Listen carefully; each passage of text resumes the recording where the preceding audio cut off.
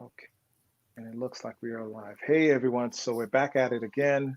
How y'all doing this afternoon? I hope y'all are doing well. Be productive. If you're going to get a chance to talk to folks about things that's going on in your life, be productive, be open, talk about it. Don't just hold it in. And I think today's discussion today with this young man is going to be a great opportunity. I connected with him through my frat brother, Merrick Green. So before we even get into anything, let's go ahead and play the intro, and then I'll allow him to come on and talk with us. So I hope you enjoyed today's discussion. Here we go.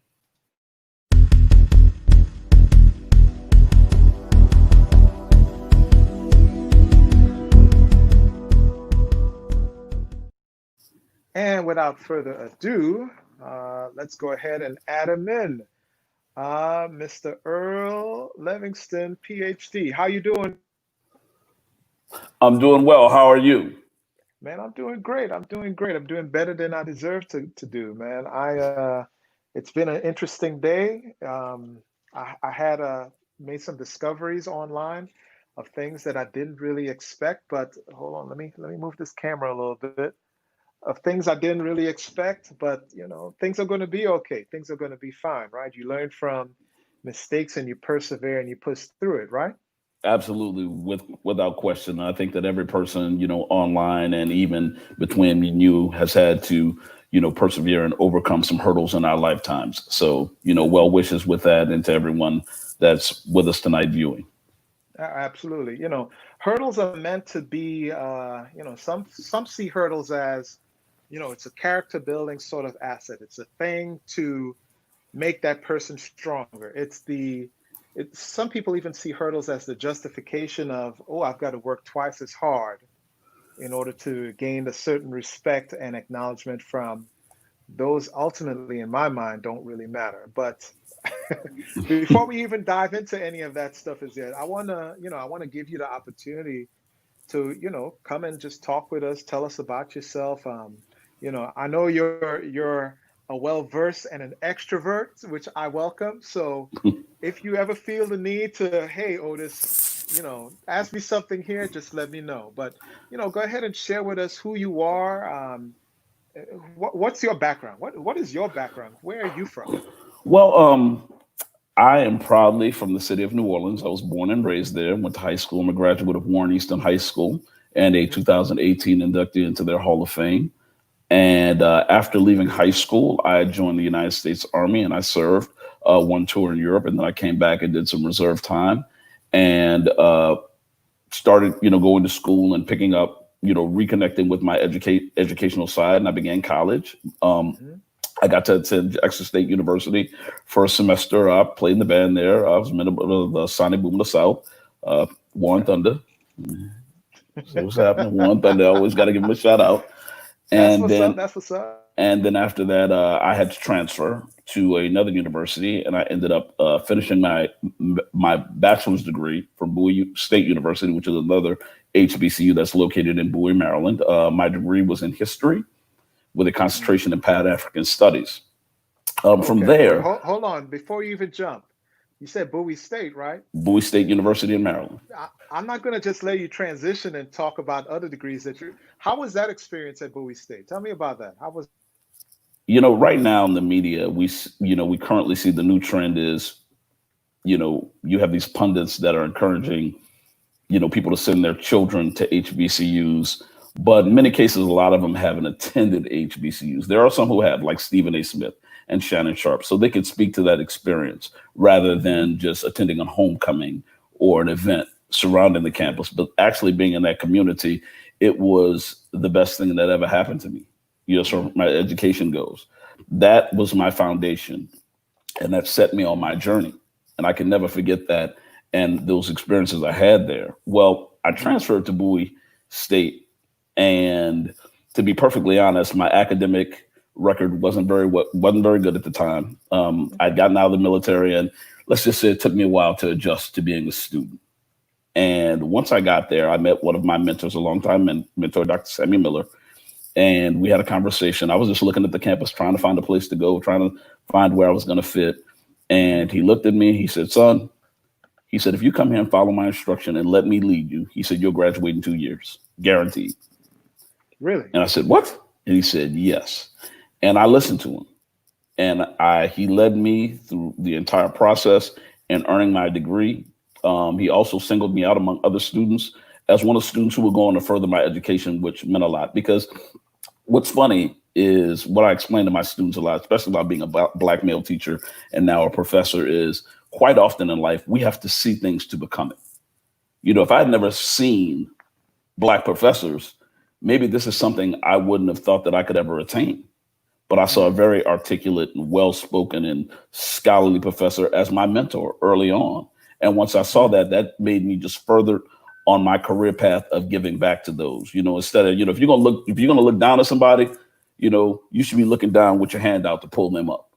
And just like he did that for me, that is one of my core values, is to continue to give back to the community that I live in and to people who look like me.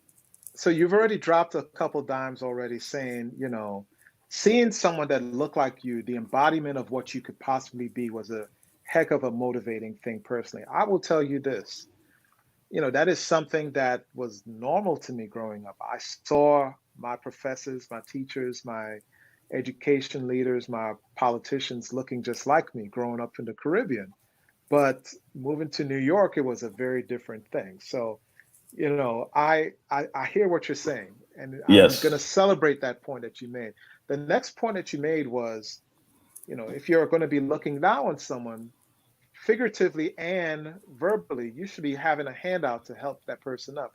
What, who put that into you for you to think that's the way how you should go? Well, to be honest, it's one of those things that's been a part of my environment my entire life.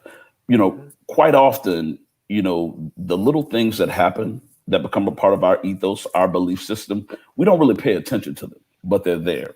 For example, Hmm. my grandmother and my mother always helped. They were helpers. Anybody who they could help, they would help and help and help until they couldn't help anymore. Then when I was growing up, I played sports. I played athletics growing up in the New Orleans Recreation Department's area of athletics, and we had volunteer coaches. They didn't have any kids on the team. They were out there just helping us. So as soon as I got in the military, and actually how I got into education and becoming a teacher, is I started coaching just by happenstance. I was walking by a gym. I saw a coach working with some young men from New Orleans that were being pretty unruly and disrespectful. And I stopped Hmm. and I checked them, and I checked them hard. And he said, you know what, this is exactly what they need. Would you like to help me coach? I said, hey, man, I've never coached before. And basketball really isn't a sport that I've coached. And he said, Hmm. listen, you can pick that up along the way, but it's something about you that these kids are listening to. And so I ended up coaching. And from that experience, a high school coach in New Orleans, a very successful coach, I was actually, my players were going to his high school, and, he liked, you know, the resilience they had. He liked the hustle. He liked the determination. He liked the academic Hmm. prowess that I instilled in them. And he was like, hey, I want you to come and coach at this school. I want you to sit on the bench with me, and I want you to learn under me. And I said, that's excellent. But he said, you got to be a teacher in order to do it. And at the Hmm. time, I was majoring in history so I could go to law school and Hmm. get paid. That was my goal, get paid. And I was talking to my sister, and she was in college. She had finished school, and she was a graphic artist, super smart. And so Hmm. she asked me, she said, well, what are you studying? I said, history. She said, why? And I said, well, a lot of lawyers, study history, to Hmm. prepare them with the writing and the reading and the rigors for law school. And she was like, do you want to do law school because you love it or because you want to get money? And I said, because I want to get paid. And so she said, well, you should never choose a career based on financial gain. Yeah. And it didn't sound right to me. So then my mother, who is she's a former college professor. She Hmm. taught nursing for over 42 years at a Hmm. nursing school in New Orleans. Hmm. She also approached me with the idea. She said, hey, she said, listen, she said, you teach swimming during the summer. You're coaching all these kids for free. You ever thought that teaching might be your position in life? Yeah. And I looked at my mom, and everybody knows. It was so funny. My father gave this speech when I got my PhD. He said, I could have seen his sisters getting a PhD, but this one, no, I would have never seen it coming because he never liked school. He knew when Yeah. the holidays were. He knew when school let out. he knew what it let back in. And his goal in life was to finish high school so he would never have to go to school again. And as it turns out, I never left school. There you go. So, There you go. Now you went to school, you got your degrees, and now you're teaching. So, it's kind of like the opposite of what your father thought was your eventual, but you kind of stepped away from that, and you were the embodiment of doing what you wanted to do in order to serve your community, and you're doing it well, I would say. well, and there's something interesting about that. And it's also a platform that I speak on, and it's Black male teachers. Now, in a lot of Hmm. cities and, different countries, like I said, you originate from the Caribbean, you're used to seeing Black male teachers. Hmm. Now, in the United States, what we have to realize in K through 12 education, 2% of all teachers are Black males. 2%. Then once you start getting into elementary schools, the numbers get smaller. When you get to the university system and what I do, we might maybe at 6%, but we're across disciplines. But when you're talking about the education discipline, I'm in the point something for what I actually do, because you don't see a lot of Black males there. And as I said before, and I'm going to reiterate, it's important to see people who look like you. So when I first started teaching, I remember specifically, I'm a history and a social studies guy, and they started me off in math, and which is my worst subject. And immediately upon beginning to teach this course, students who had never achieved before, particularly the Black males and Hispanic males, they started to achieve and they started to do better. And I couldn't figure out why. I said, well, maybe I'm just a great teacher. We all like to think that. But actually, what it was is they saw someone who looked like them, someone who could speak their language, someone who could understand them. And then also, when I was in school, I didn't have very many Black male teachers, K through 12. But when I Hmm. did have them, I didn't like them. I didn't want Why, them. why didn't you like them? Tell me about that. Accountability. When you see somebody who looks like you and they have achieved, there were no excuses with them. Oh, well, I don't have a dad. So what? Me neither. Oh, well, society's against me. I'm a Black man. Only one out of three of us is supposed to live. I don't want to hear it. If I can do it, you can do it. And so when you see those examples coming up, you kind of bring that with you, because I embodied, you know, some of those ideals that were instilled in me by my mentors. So as I'm teaching a Hmm. young teacher fresh out of college, funny enough, I became the disciplinarian in the school, which also happens to a lot of male teachers, and not like a role as disciplinarian. I mean, just like if a teacher had a problem with a kid, they would bring them to my class and say, "Hey, Mr. Levingston, can you sit him in?" Well, let me explain. What happens to a lot of Black males Yeah. when we're in a urban school, we are not really looked at for our academic prowess. We're more looked at like the security, the brute Hold on. squad. Pause that comment. Pause Okay, that comment. Physically, are you a big person? we can get into that later. I'm about 5'10", about Hey, 5'10". that's I big used to be. enough, I'm right? in quarantine now, but at the time, I'm about 5'10", 5'11". I was maybe about Here, 210 pounds, pretty fit. I, I've heard that exact terminology before. Um, I am 6'4", 250, and Mhm. people at whatever job that hold on, let me pull that line back. At certain jobs that I've been in my civilian federal career, I've been told, "Hey, Otis, instead of looking at me as equal or someone who's actually smart and you know is competent in doing their job, I was viewed as, hey, you're built as a linebacker. Can you do this for me? Versus, hey, can you talk to this client that's going through this psychosocial issue or whatever, which is ironically my degree that I have. So I understand where you're coming from, where people don't really see you as the smart one, but they see you as the help. And that's a hell of that kind of goes with a little bit on the theme of our discussion today. But continue on with what you were saying. We're going to get So, there, but continue yes. on.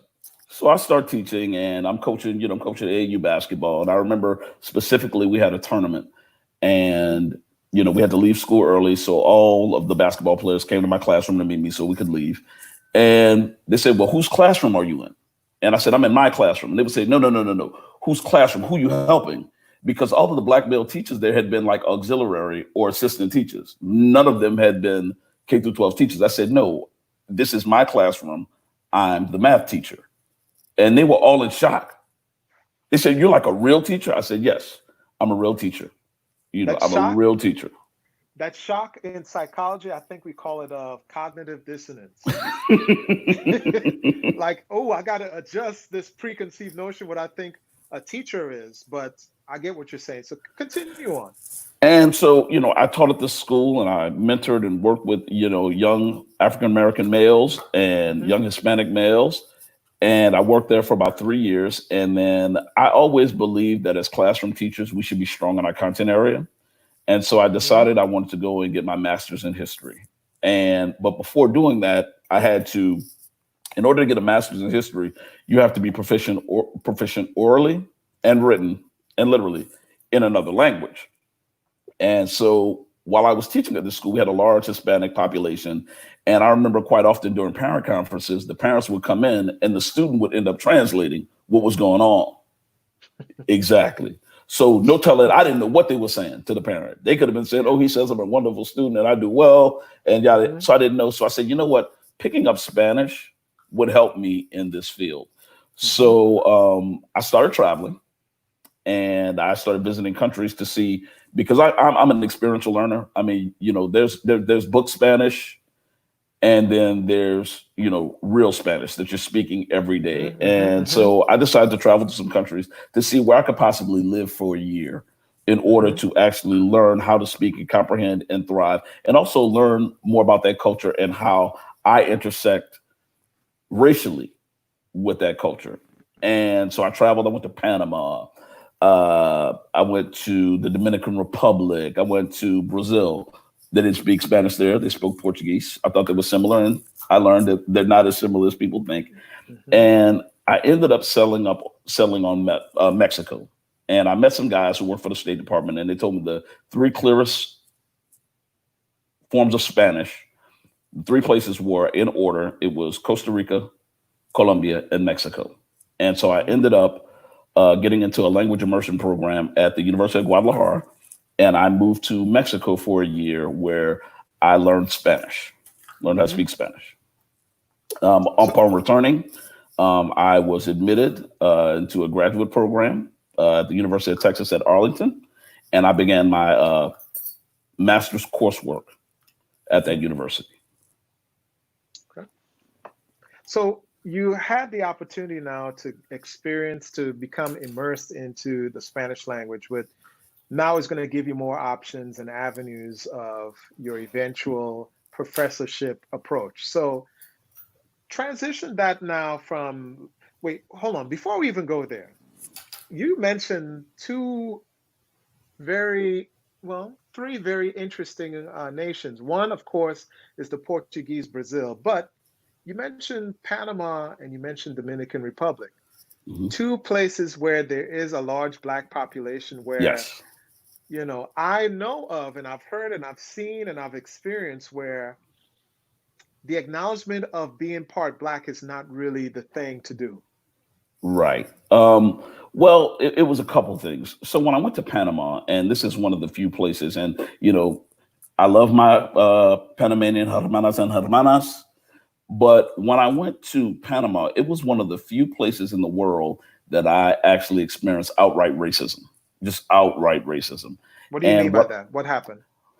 Well, I was out with a colleague, and we were going out to a nightclub one night. And at the time, I had dreadlocks, and so we went. It was ladies' night, and when you travel as a Black American at the time, a lot of Black Americans really didn't travel, and so when people see you, they often think you're a celebrity of some sort. So everybody thought I was Ricky Williams at the time, and there were people surrounding me asking me for autographs. I'm not going to answer if I signed any or not, but people asked me for autographs and that and the other. Hmm.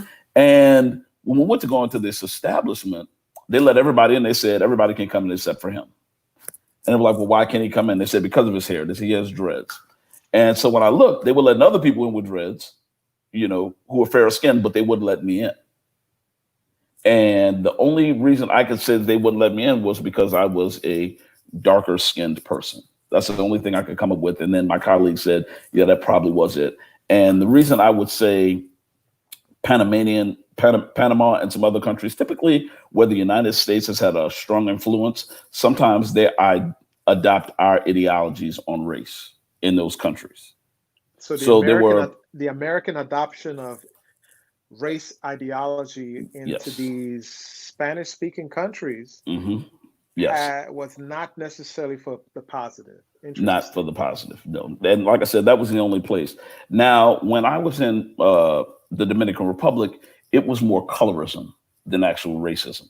It was more Hmm. colorism, where you could see people of lighter shades that, felt a certain way, or they would respond to things. And this was explained to me also by locals about this system. And being from Louisiana, I'm also very familiar with colorism, Hmm. which takes Hmm. place there. So, more than racism, it was more colorism in the Dominican Republic, but it was definitely obvious because the Haitians who came over, who would come there, they were darker skinned. And also this has been in the media where they've been having problems with trying to deport Haitians from the Dominican Republic. And a lot of people, many attribute that to racism.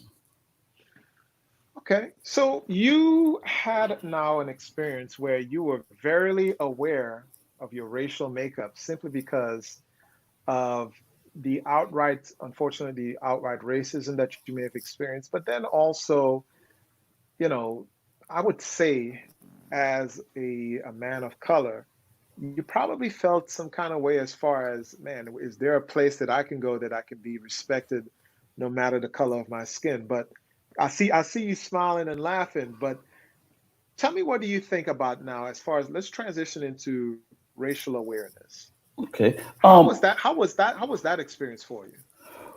Well, I'm going to be honest. I kind of got to move forward a little bit, past that. So after I got my master's degree, I ended up earning a position in South Korea as a professor there, as a visiting Hmm. professor, and that is a very, very highly looked upon position. Most foreigners who work there want that position, but according to everybody who I know, and one of my best friends there, he had been there for 20 years. He said, "I've never seen a black professor here before," and I got to earn the position at the university, and I was actually a professor in South Korea for three Hmm. years. Now, the difference in South Korea is Mexico is kind of close to the United States, and some people go back and forth, and they might say a Black American here or there. When I was in South Korea, for many of my students, I was the first Black American that they ever got close to.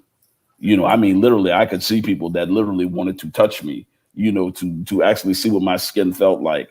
I You're would not the first see, person I've heard this from. I let my hair grow, because people want to touch my hair to see what it felt like. And Hmm. a lot of people say, well, I'm not like a petting zoo or anything like that, but I'm an educator. And many times people were sincere and they really want to learn. They really want to have these experiences. And in addition to that, there were other people there from different countries, like from the UK and from Canada. And I became the spokesman for Black America. Anything that had to do with race, they always wanted to ask me. And my friend that I mentioned, Matthew Cullivan, he owned a bar there, and so I would, frequent his bar from time to time. And Hmm. whenever wants to bring up a racial discussion, he would walk over to him and say, "Look, I'm tired of y'all coming to every time y'all see this guy, y'all want to come and start talking race with him. This man just wants to relax." He said, "I'm tired of it. I wish you would stop doing it." And I told him no. I said, "I'm an educator." And I said, "This is what I do." I said, "These people sincerely want to know and they have questions. And because of my position now as an educator, I don't mind educating them." So I would So have simply conversations. because so simply because you were an educator, you didn't take the route of defensive, but you kind of took the route of embracing the Yes, opportunity to teach. absolutely. Just or because one thing that being the only or the first someplace, a whole culture can be judged by you and your actions. So, in a lot of instances, I may have wanted to react one way. I didn't because I knew that people were judging or making, creating stereotypes, or maybe I was breaking stereotypes. I don't know how many stereotypes I broke down, in my travel. Because here's an interesting story. So, it's a funny story. When I was actually in Brazil, the first night I went out, I was, I'm from New Orleans, so I know how to go out at nighttime when you're in a place you don't know. I'm taking off my watch, taking off my jewelry. And so the guys I Hmm. was with, they were from Angola, Africa. And they said, "What are you doing?" And I said, "Man, I'm not trying to get robbed." So the guy gave me the side eye. He said, "Look, man, ain't nobody touching you here." And I said, "What?" He said, "Nobody is coming near you." And I said, "Well, why not?" Hmm. He said, "Dude, you're a Black American. Everybody think you're a gangster here." I said, "A Hmm. gangster? I'm a school teacher, though." He said, he said, the mindset here is if you can travel, if you're a Black American male and you can travel and get here, the only way you could have done it is by selling drugs. Did you just use a stereotype for your benefit, your Uh security huh. benefit just now? Yes, That's yeah, and that's really that's what they told me. And to be honest, other than the Philippines, and it was just the level of desperation there. No one has ever tried me. No one's ever tried to jack me, rob me.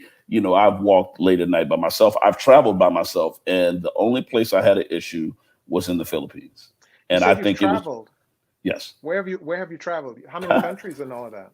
Well, this is what I say. This is what I tell everybody. I've been over 25 countries. I stopped counting after 25 because I just travel.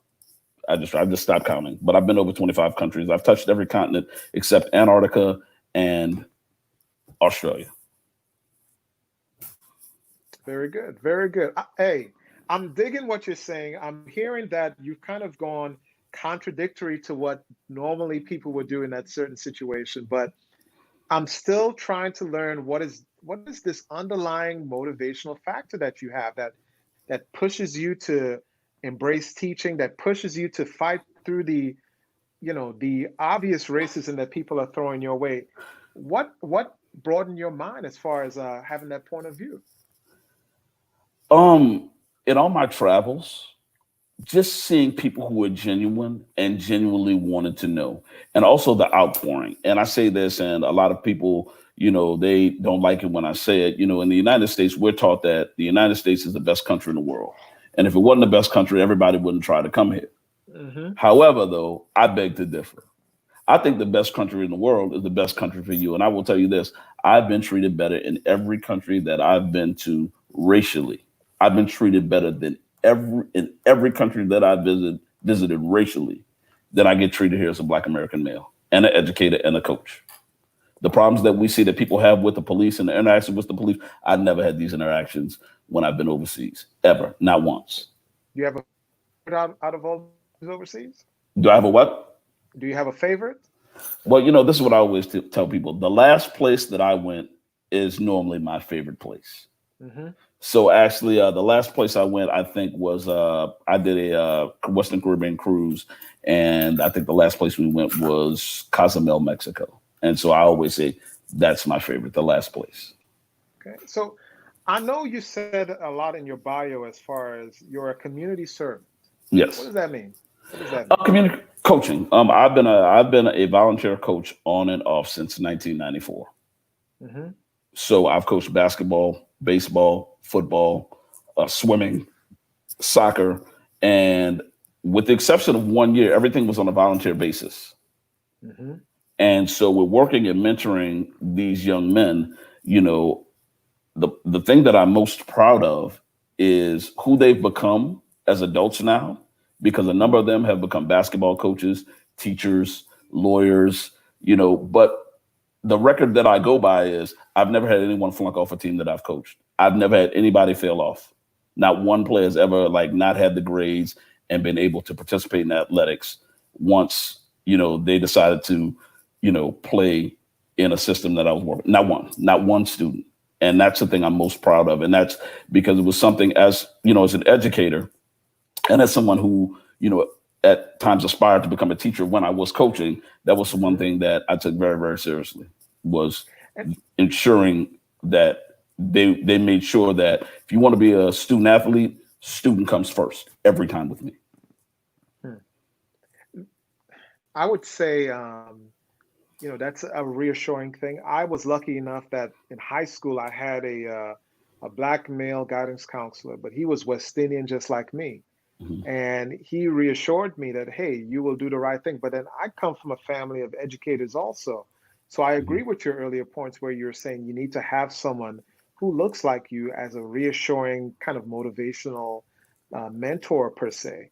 But Mhm. I think that you've done a phenomenal job as far as being that mentor to young men who, as you said, none have failed, none have flunked any of the teams that you're part of. And from what I learned, that you've been actually kind of recognized and rewarded now by some educational places back there in hometown New Orleans. Yes, yes, yes. In 2018, I was inducted into the Warren Easton Hall of Fame High School Hall of Fame, and it was based on career achievements and community service. Career achievements and community service. So the things that you've mentioned to me and the community service, that sounds like a heck of a thing. Like, how was that experience as far as being recognized? Was it a surprise to you? Was it something that you knew was coming? How did that turn out? Well, at the time, like I said, I was maybe a year, maybe not even a year, probably about 6 months, not even 6 months, maybe 3 months from defending my dissertation. And so I Hmm. wasn't actually finished my doctorate yet. So I was kind of like in a very, very strange place. And somebody approached me. I would go back for homecoming and different events at the school. I went back and spoke at some leadership symposiums. And they were like, well, wait a minute, Earl, have you ever thought about applying, for the Hall of Fame? And I'm like, that's people who've really done things. I haven't done anything. And the way it was Hmm. explained to me is it was like, Earl, you're a black male educator. You've traveled the world. You've bought our brand. You've taught around the world. You've influenced so many people. And without education, there would be no Hall of Fame. So if Hmm. anybody should be in here, it should be you.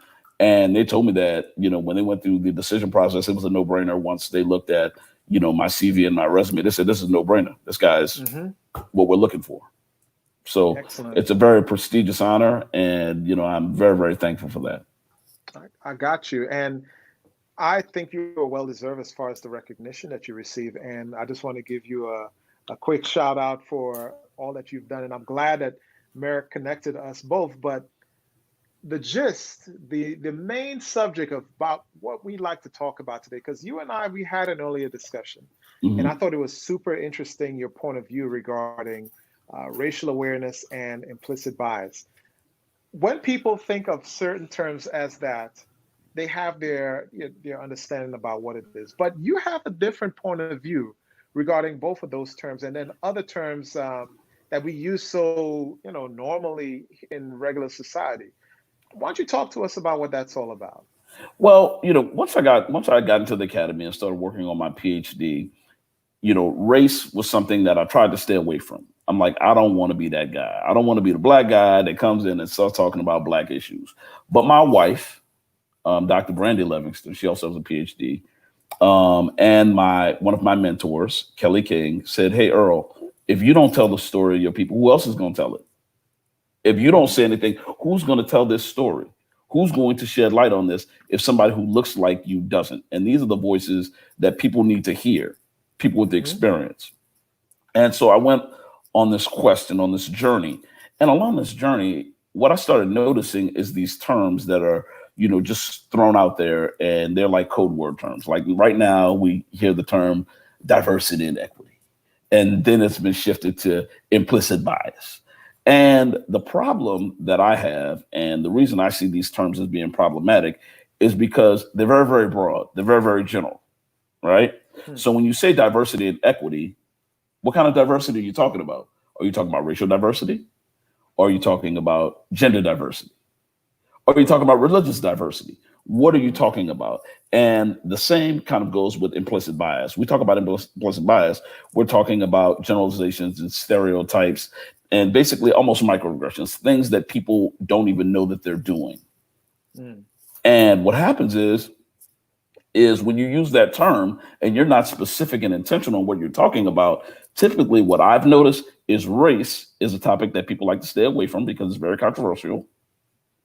And they push that to the back and they use some other they start pushing other platforms rather than like gender or religion or socioeconomic status. Hmm. And they kind of talk about race, but they don't focus on it. And that's one of my main concerns. And that's where my research has taken me and actually what my company does. Interesting. I've always had the point of view that I dislike living in comfortable ignorance. The Okay. comfortable ignorance is the unwillingness to actually talk about the tough things that fuels the fire that burns in our social lives. And when I say comfortable ignorance, like that kind of ties in hand with respectability politics. Like, I don't want to make my friends of this color, this creed, this background uncomfortable with my words and my actions. I think honestly, and as you could see socially, there's been an absolute knockout of respectability politics. But I want to hear your point of view as far as where you're going with this, because I see the look on your face, like, man, I want to jump in this. Go ahead and Well, I share was your point. writing down something as you were saying, comfortable ignorance. I just want to know. I don't know if that's your term or if you've coined that, but I'm going to probably use that and steal it because there's a term. There's a term that we use in well, it's being rejected in the academy now, and it's the term for comfortable ignorance. It's called color blindness.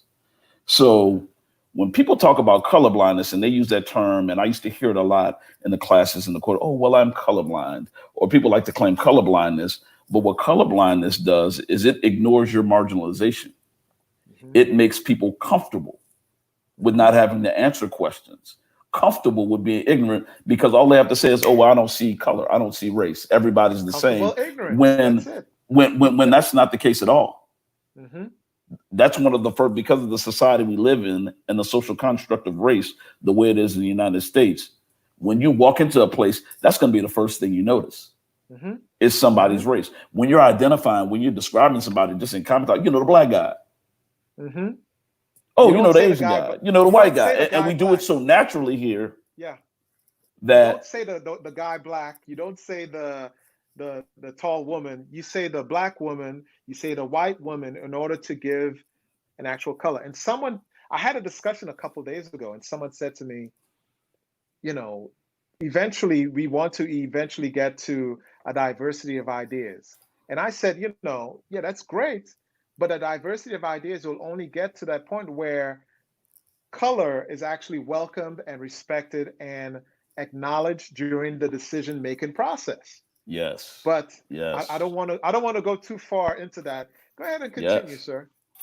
So, so in seeing this and realizing this, one of my tasks as a graduate student, I was a teaching fellow. I taught pre-service teachers, Hmm. and the demographic of pre-service teachers pretty much matches the demographic of K through 12 teachers. I would say anywhere Hmm. between 80 and 85% are Caucasian women, right? And so this is the demographic that I was seeing. So a lot of the things that I began to talk about, the lessons that I gave, where I started talking about race and social construction and different things like that, they'd never heard of this before. And what was more interesting, once I started doing pilot studies where I would read their writing and ask them about their racial education, what's interesting is I would say maybe a 90% clip. Their parents never talked to them about race ever. They never had a discussion about race. And so Comfortable if so, ignorance. so so if they wouldn't have had me, who had a racial education at a HBCU, who studied history up to the master's level, they might not have ever gotten this information. And once I Hmm. saw the impact of that and I saw the light bulb starting to go on, I said, you know what, Hmm. we might want to start looking at these terms and be more intentional in what we're talking about rather than saying diversity and equity. Say racial diversity and equity rather than saying multiculturalism, racial multiculturalism, Hmm. and being very intentional about what we're talking about instead of running away from it. You know what's interesting? I had recently in the news, the military, we've kind of embraced that 4,000 pound, 4,000 ton elephant that has gotten bigger and bigger over generations and generations. Because we always had in the military, and I'm sure you've heard the term, "Hey man, you're green just like me. Hey man, you're blue just like me. We're all one color. We're all this. We're all that." But actual practices that you saw being enacted in the military history where people are segregated based on race, that legacy of it's transformed now into where people of color are punished harsher than people of non-color, where to now we are actually kind of forcibly having that discussion that's been ignored over all that time. But I see you smiling. What's your thoughts on that? Reactionary. For Mm, many years, instead of being proactive about the race issue because it did exist, we're a reaction. But I will say this as far as the military. There's some scholars out there who've done some research, and what they've deducted is that the military and sports teams are able to better manage race relations, Mm-hmm. and they don't have as many overt problems Mm-hmm. as society, because on a military unit, there's a brotherhood, there's a fraternity within Mm-hmm. there, and you're all trying to achieve one goal. Where it's the same thing with sports teams. Now, outside of those environments, and even within the upper management of those environments, you might still see, you know, policies that marginalize people, but among those groups, because I'm going to be perfectly honest, when I served in Germany, we definitely had some people who lived in our building on the first floor with a Confederate flag in their room, and we all knew who they were and where they lived. Mm-hmm. So it was known and it was accepted. But as far as our day-to-day interaction, I could agree with those scholars in saying that we pretty much got along with each other. Let me share a point. I would Sure. say, yeah, I mean, it's wonderful to have that common goal that, yeah, this person is going to have my six in a battle zone. Yeah, this person, no matter what their background is. And then, of course, on the sports side, yeah, we're all trying to win that championship, which will benefit us in the long term, etc. But if it were true brotherhood, why would you want to create such a separation based on the left and the right of you being of a different color? And that's something that people of color, soldiers of color, athletes of color are still experiencing today. You said something about, you might have in, the higher ups, you're going to find some sort of, you know, it's not really as reflect. What was that point that you said? Something about the higher? Yeah, once you start getting the upper management, Yeah. there's still practices of marginalization that take place. That's the point.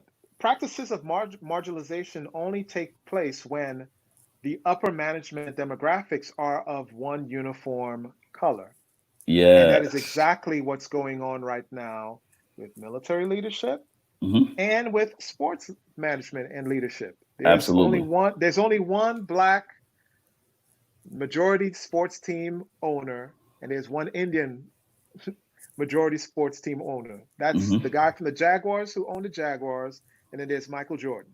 And Yes. if you're not, that's it with that. Now look at the management leaders. Look at the coaches. Hell, the black quarterback is, we're celebrated, but it took about 10 years ago that we were still thought of as not smart enough to be a damn quarterback for a team. So Listen. racism is still there, and it's not going anywhere. Honestly, in my Absolutely. opinion. Absolutely. I think though, I think with everything that's going on right now, while there's some that are very, very skeptical, and as Black Americans, we should be skeptical because we've been conditioned not to trust. We've been conditioned not to trust. When you're raised in this system and you see the inequity, financially, you see the inequity in how you're treated by law enforcement, you see the inequity in housing. You see all these different areas of inequity and people not being treated fairly, and race is a component of that. Then we're conditioned not to trust things as we see them immediately. Some people may say that, hey,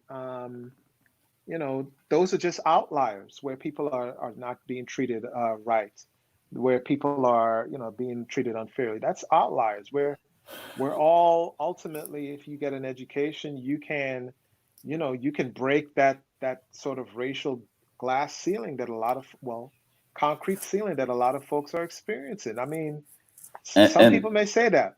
and what I would say to those people is, me and my colleagues, we were having a real candid discussion about race last Friday, and this actually came up. And one of my friends who's an attorney, he said, "Hey, listen, when we were taught when we were growing up, hey, all you have to do is follow the rules, go to school, get your degree, and work hard, and you can have the good life, and you can attain something." But the problem is that's not really the case, And here's why, and I'll just give an example. So, Like for generally or example, specifically? generally, I'll give an Is that example. Oh, generally yeah, not the case? I'll give you an example. So, for example, you look at me, I'm a veteran of the armed forces, former teacher, I have my own business, never been in trouble. And when I want to go ride my bicycle, my wife is worried. She's concerned. And I'm like, well, why are you so concerned that I'm going to ride my bicycle? Because she said, you never know what's going to happen. You never know how you're going to get treated. Mm. What happens if the police stop you? What happens if somebody says you did something you didn't do? Everything that you work for and all of this great record that you've attained throughout your life can be wiped out by somebody who is being racist. Like, for example, like the brother who was in Central Park with that statement. If he wouldn't have taped that and that would have gotten back to the police department that, there was a large black man threatening the life of somebody in Central Park, just think about how that could have turned out for him. That could have completely changed his life and his family's life. I mean, I hear what you're saying, and Hmm. I understand your point, and I hear what you're saying, but that's not generally how society treats people of color. I mean, and Okay. I'm saying these points to, Okay. of And course, I hear bring the you. other point, the alternate points that people say for me, for example. I come from a family where I've got my oldest brother's got a PhD. His daughter is on her way to a PhD. My mother's, nurse practitioner. I got a younger brother who's getting his PhD. Education. We came from very poor Caribbean means, but now we're making it out for ourselves. We're living the American dream, aren't we? I mean, we don't fit that role that a lot of people, unfortunately, are saying all black people are experiencing. But what's your point of view on that? Well, let me ask you a question. When you're pulled over by the police, Mm. tell me the thoughts that go through your mind when you see those lights and you're being pulled over. Well, I know that I'm not in trouble. I mean, I personally, I don't have any warrants until recently. I don't get myself in trouble, but I think a lot of folks, you know what? Let me stop being disingenuous. Tell the truth. I know exactly where you're coming from, but I don't want to buy into the negativity hype too much so, because that would make me so apprehensive about going out into society. It's like, you can't even leave your house if you're living like that. But we have to, and we do, and we keep Yeah. going, and we keep moving forward. And it's something, like it's something. There's an old saying, when you see somebody who wasn't supposed to make it to where they are, that person should be respected.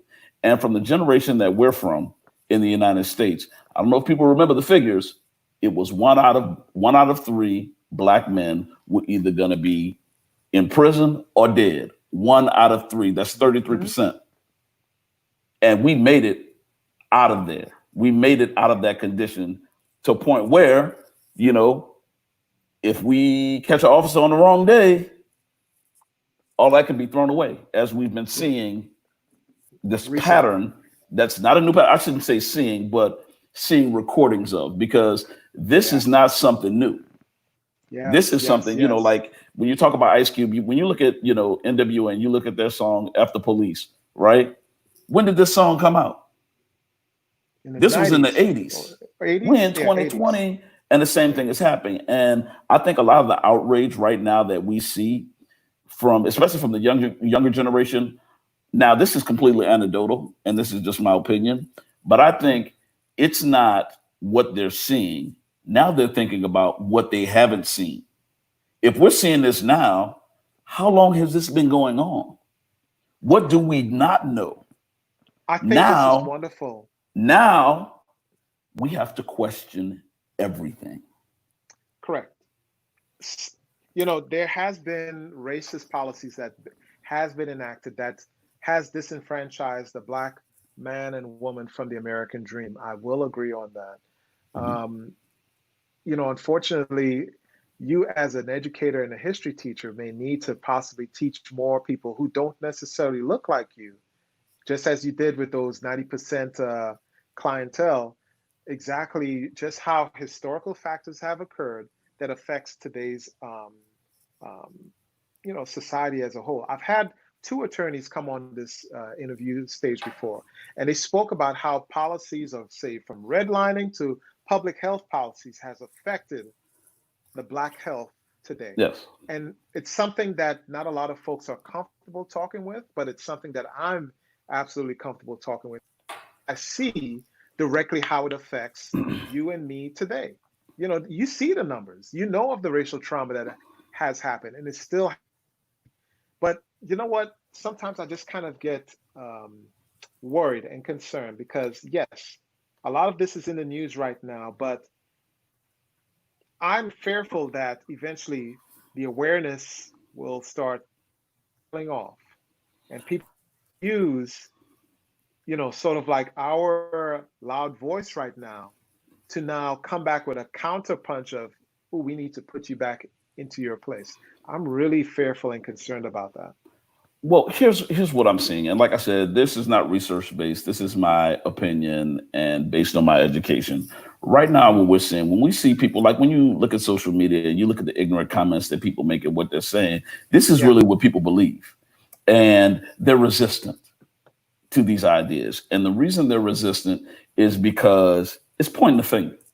That's what it's doing. It's pointing the finger at people. Hmm. And no one wants to be cast as the villain on the wrong side of history. Nobody wants to be Yes. the villain. And that's what's happening. And so, what we need to do, and some scholars would disagree with me, but if you're trying to convert somebody, if you're trying to really educate somebody, you need to make this digestible. You Hmm. can't go in there pointing the finger at somebody and not expecting them to be defensive, especially when they're, you know, used to being in a position of power. You can't do that. There's a way to do it. But going in, finger pointing, and saying, you, that's not the Yeah. way to get it done. There's another way. Done because I am taking what you're saying is I need to be respectful and coy and play respectability politics all over again. I'm taking it as that, but let That's me not what I'm hear saying. directly from you what you're saying. That's not what I'm saying. I'm not saying that we have to be coy, but I think we should be respectful. You should respect anybody you're talking to if they're respectful to you. But what I'm saying is there's a way to make this digestible. Okay. If you go in being judgmental, especially like, for example, I do these implicit bias diversity trainings. If I go in there pointing the finger at people and talking about privilege and pissing them off, they will tune me out immediately. And I have lost my ability and my platform to make an impact. It almost sounds So, like that teacher, that elderly white teacher. What's her name again? It's Jane Elliott, I think. yes, It almost sounds like counter to what Jane Elliott does. yes. But remember, Jane Elliott is a white woman. Hmm. Because of my position now as a black man and me going in and giving these trainings, it's different. Hmm. And because of that, there's certain measures, there's certain steps that I have to take in order to build a rapport with a group to be able to have them hear me and not close me up. Because certain people, it's certain things in other countries, like, for example, you're from Trinidad. Hmm. This Confederate flag and Confederate statue, to people in other countries, we look absolutely insane for allowing this to go on. Idiotic, idiotic is We a better look word. at it. I mean, I talked to people in and they were like, I don't understand that. How does this work? It makes, like, to us, because it's normalized to us and we see it every day. And I'm from New Orleans and we march past Lee Circle and we turn on this road and we go. It's normal and it's fine. But the people from other countries who see this, they look at this as it's a judgment on American society. I'll tell you what. I lived in Germany the past 3 years prior to for yeah. I came back last year. I lived there 3 years. Ain't no damn statues of the Third Reich or Hitler, buzzing around in celebration of him. Shout out to Germany for doing the right thing. But I think the Daughters of the Confederacy have ran the greatest propaganda, the greatest PR move in the history of man if they're able to put people who murdered their left and right, these people who tried to secede from the American, Union, That's absolutely insane that there are statues and monuments and streets and military bases now named after these people that did these horrible things. But that's just my opinion. But what about you?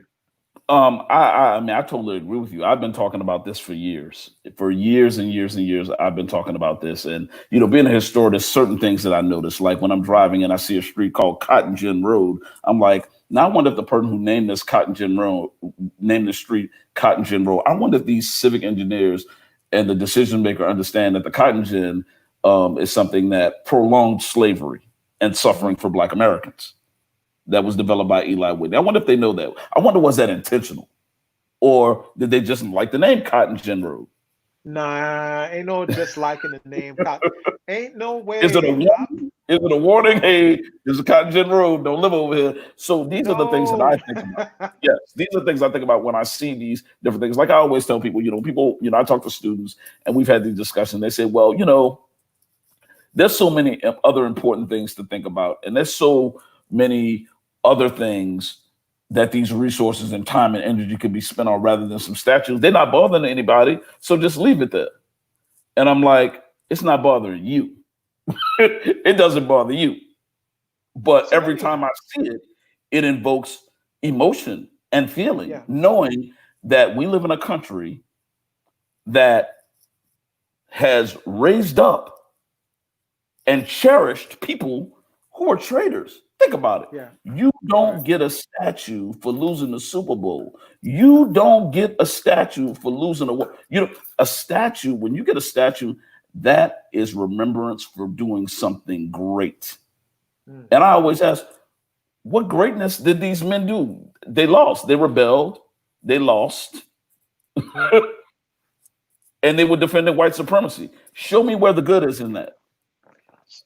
So, as part of this podcast that we have going here, comments come in, and we finally are getting some comments coming in. And I'm going to allow you to address the comments as they come in. So, are you ready? Sure, All right, absolutely. let's drop this first one. Someone said, I don't necessarily agree with the idea that we need to avert the focus of a hostile future derived from the issues that affect the Black community in order to move on or get by. I get the idea of not focusing on violence. However, do we also discuss the privilege that we as persons that are not encountering the aggression daily? How long do we go about missing the opportunity to bridge the gap between those who endure the fear and those of us who are in certain positions that grant us? It's a whole lot of writing. Yes. So this is basically speaking to the violence that goes on with the protests. This is what this is speaking to. When does it end? How much must we take? Well, here's the Mhm. first thing. The first thing I would say is, who are we to tell and oppress people how they should protest? Mhm. What we must remember is that this country, the one that, the flag that we respect, that we don't want anybody kneeling on because it's so sacred, that flag was developed on violence. Remember something called the American Revolution? And we talk Mhm. about these riots and we talk about, let's think about the Boston Massacre because it was civil unrest in the city. Mhm. Let's talk about the Mhm. Boston Tea Party. These were not peaceful demonstrations.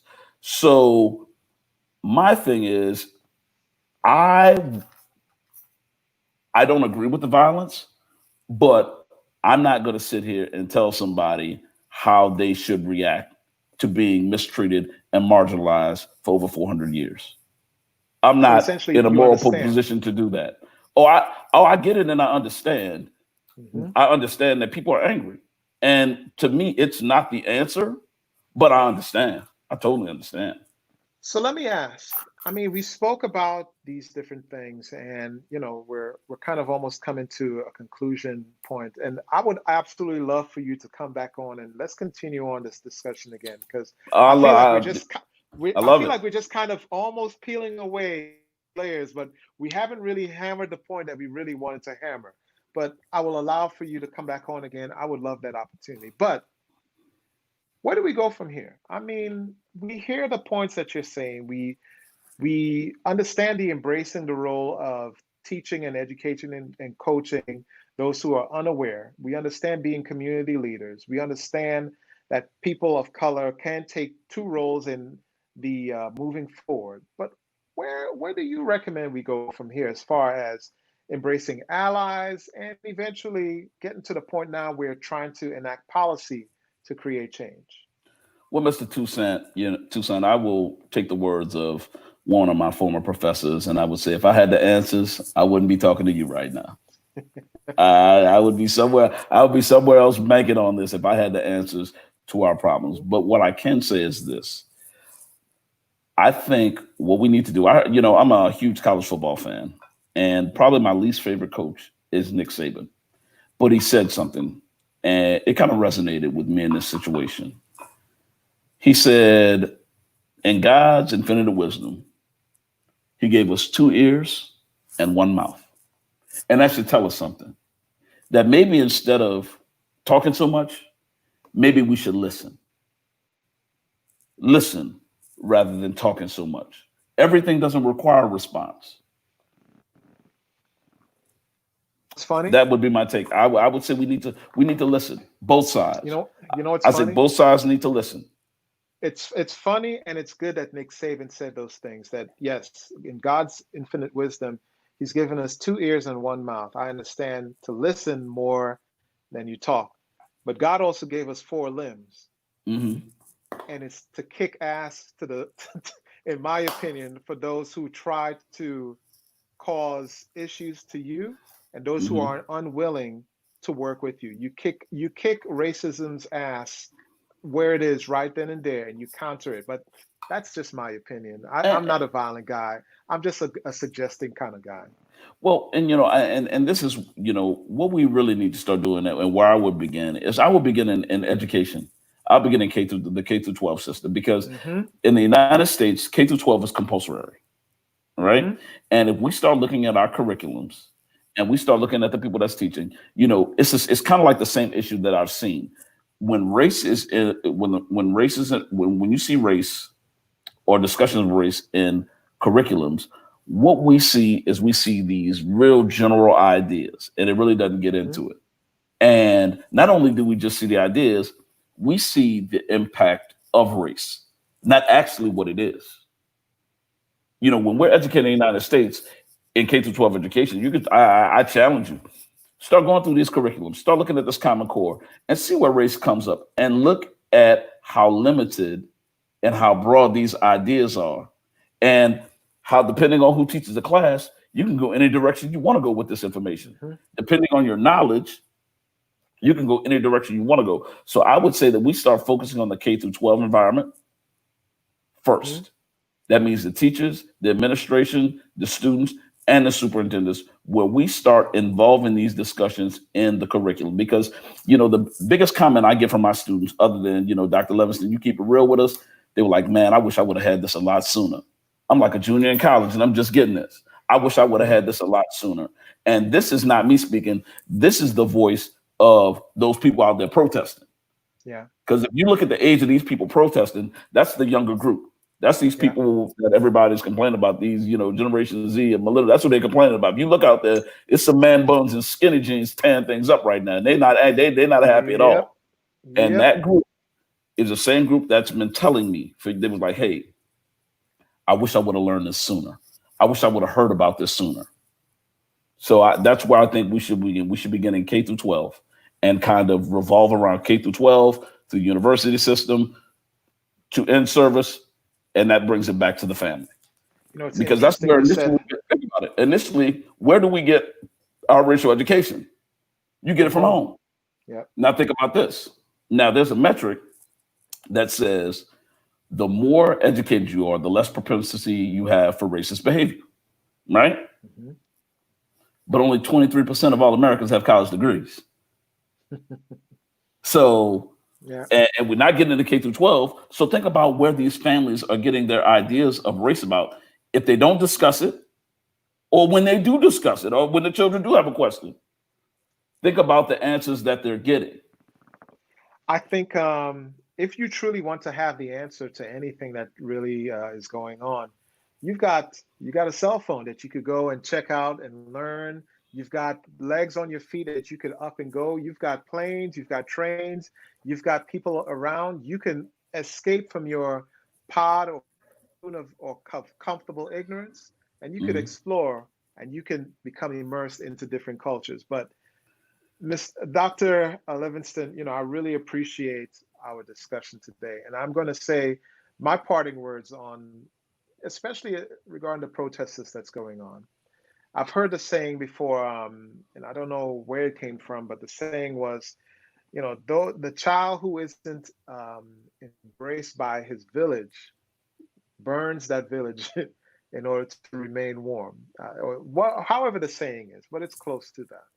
And I see what's going on right now is it's multicultural. It's people who are not embraced by their older generations. It's people who have gone through 9/11, two financial downturns, and now a freaking COVID-19, and of course racism is still showing its ugly head. People are just tired of it, and so they're reacting. The protest is the voice of the unheard, right? So Yes. that's what we're Yes. seeing.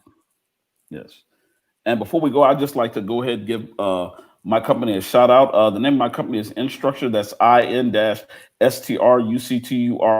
I am the owner. And what we do is for large organizations and small organizations, civic and private, we provide in service training on racial awareness, not the impact of race, but actually what race is.